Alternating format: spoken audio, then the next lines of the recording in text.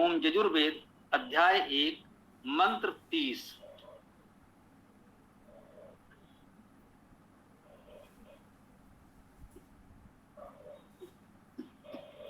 ओम आदित्यैरासना असि विष्णो वेस्पो असि ऊर्जे त्वा अदब्धेन त्वा चक्षुषा औपश्याम अग्नेः जिह्वा असि सुहु देवेभ्यो धामने धामने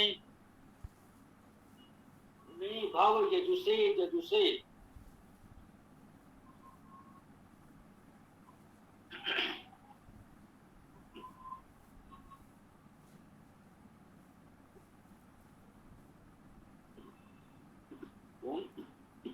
आदित्य आदित्य के लिए, आदित्य आ उपसर्ग नहीं के अर्थ में, और दी क्षय, दी का अर्थ क्षय होना भी है, तो आदित्य का अर्थ अक्षय अविनाशी। इस अक्षय अविनाशी अर्थात परमेश्वर के लिए वही अक्षय अविनाशी है। शेष तो संपूर्ण सृष्टि उत्पन्न होती है और विनष्ट भी होती है। रासना स्नेहमय वाणी, रास धातु है शब्द करना और रस धातु है, इसका भी अर्थ शब्द करना और प्रीति करना भी है। तो इसलिए इसका अर्थ किया गया है शब्दमय वाणी, स्नेहमय वाणी, स्नेहिल वाणी। असि हो आदित्य रासना असि, आदित्य अक्षय अविनाशी परमेश्वर के लिए स्नेहमय वाणी हो। हाँ, हमारी जो भी वाणी हो उस परमेश्वर के लिए स्नेहमय हो। आप कहेंगे परमेश्वर के लिए तो स्नेहमय वाणी होती है, श्रद्धामय होती है। यहाँ भाव यही है कि हम जो कुछ भी बोलें ध्यान रखें कि वो हम परमेश्वर के लिए ही बोल रहे हैं, वह वाणी स्नेहमय हो। बहुत अच्छी बात है, व्यवहार में सदैव संभव नहीं हो पाता, हमसे भी नहीं हो पाता, स्वीकार करना चाहिए। हम मनुष्य हैं, भूल चूक होती है विभिन्न परिस्थितियों में, तुरंत हमें प्रयास करना चाहिए। अविनाशी के लिए स्नेहमय वाणी हो। विष्णु वेस्पो असि, विष्णु अर्थात विष्णु का, विष्णु अर्थात व्यापक का, सर्वव्यापी परमेश्वर का, वेस्पो व्यापकता। ये ध्यान रखें, विष्णु शब्द भी उसी धातु से बना है जिससे वेस्प शब्द बना है। विष ही मूल धातु है, नु प्रत्यय लगा विष्णु, और वेस्प को कहा है, वेस्प पा प्रत्यय है, वेस्पा, और उससे विसर्ग काऊ हो गया तो वेस्पो कहा गया। विष्णु की व्यापकता हो, विष्णु अर्थात सर्वव्यापक परमेश्वर, उसकी व्यापकता हो। ये सृष्टि या हम सब उसी विष्णु की, सर्वव्यापी परमेश्वर की व्यापकता है। यूं कहें कि वह सर्वव्यापी है तो जो कुछ भी है सब उसकी व्यापकता है, उसी का व्यापक स्वरूप है। इस भाव से हम परस्पर एक दूसरे को देखें, सृष्टि को देखें, सबको देखें तो अति उत्तम।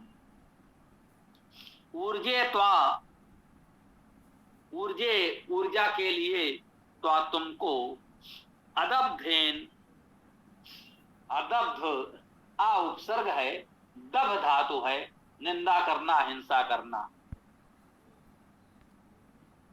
अदब्धेन अहिंसा द्वारा, अहिंसा के साथ, त्वा चक्षुषा, चक्षु के साथ। अब ये चक्षु को देखें तो चक्षु धातु का अर्थ देखना ही है, चक्षु का अर्थ आंख नेत्र हम लोग सामान्यता प्रयोग करते हैं, ठीक है वो, क्योंकि चक्षु धातु का अर्थ ही देखना है, तो चक्षु वही जिससे देखते हैं। चक्षुषा चक्षु द्वारा अवपश्यामि, अव तो उपसर्ग है, पश्यामि देखता हूं, पश्च धातु देखना, पश्यामि देखता हूं।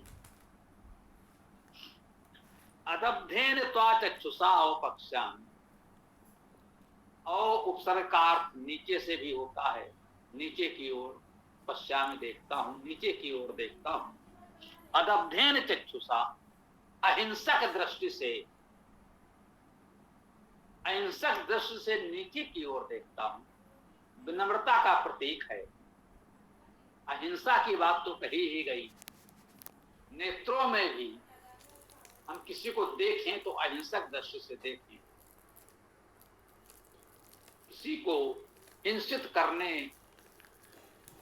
हानि पहुंचाने की दृष्टि से न देखें।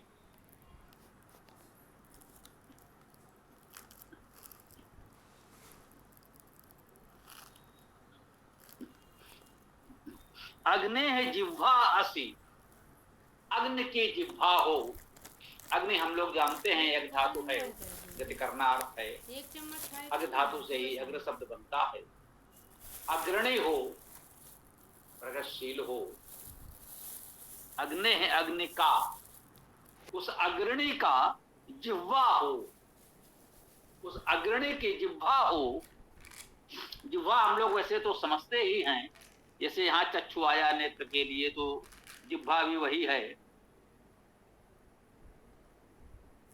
धातु अर्थ लेना चाहें तो जी धातु है जय होना, और जी ही धातु है चलना। तो आप कहें जिह्वा का इससे क्या संबंध है?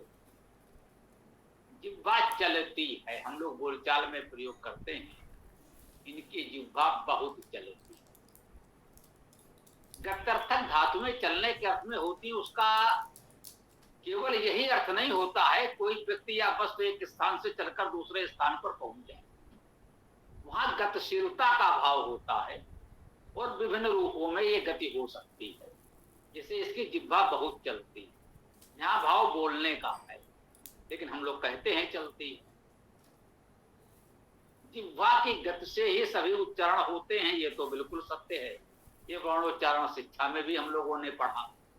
विभिन्न स्थानों पर, मुख के विभिन्न स्थानों पर जिह्वा जाएगी, जिस दिशा में जिह्वा जाएगी उसके अनुरूप उच्चारण होगा। अलग अलग वर्णों के उच्चारण के लिए जिह्वा को विविध अलग अलग स्थानों की ओर मुड़ना होता है। और जी धातु जय होना भी यदि माने तो ये तो कहा ही जाता है, इतिहास सिद्ध है, तो बहुत कुछ जय पराजय इस जिह्वा पर निर्भर है। और वर्तमान समय में जो जय पराजय होना है, जो अभियान अभी चल रहा है, इसमें तो जय पराजय जिह्वा पर ही होना है। लोग जैसी जिह्वा चलाएंगे, जैसी वाणी बोलेंगे, वही प्रभाव जन सामान्य पर पड़ेगा, और उसी के परिणाम स्वरूप उनकी जय या पराजय होनी है। तो जिह्वा में जय और गति का भाव प्रमुखता से निहित है। इसे भाव के अर्थ में भी ले, भावार्थ के रूप में देखें, प्रभाव के रूप में देखें, तो समझ सकते हैं जिह्वा यहाँ इन्हीं विविध अर्थों में प्रयोग हो रही है। यहाँ पर कोई चिकित्सा की दृष्टि से, आयुर्वेद की दृष्टि से किसी अंग की बात नहीं हो रही है जो कोई भौतिक पदार्थ है। यहाँ जिह्वा की बात उसके इसी उपयोग प्रभाव की हो रही है। तो उस रूप में ही हमें इसको देखना समझना होगा। अग्नि जिह्वा असि, अग्रणी की जिह्वा हो, सुहू, सु उत्तम, हु धातु का अर्थ ही है हवन करना, अर्थात दान करना, आदान प्रदान करना, है ना। वे धातु का अर्थ पुकारना, शब्द करना भी है, वह अर्थ भी बहुधा ग्रहण कर लिया जाता है। इसी हु धातु में ही, या हो शब्द पद में ही, ये भी ठीक बात है। सुहु उत्तम दानी हो, ऐसा अर्थ कर सकते हैं, उधार दान करना, उत्तम दान करने वाले हो। देवेभ्यो देवों के लिए, अग्ने जिह्वा अस सुहु देवेभ्यो, कह सकते हैं अग्नि अग्रणी की जिह्वा हो और देवों के लिए उत्तम दान करने वाले हो। धामने धामने में भव जजुसे जजुसे, धामने धामने धाम धाम में, बहुधा हम अभी भी इस शैली में बोलते हैं, नगर नगर में, घर घर में।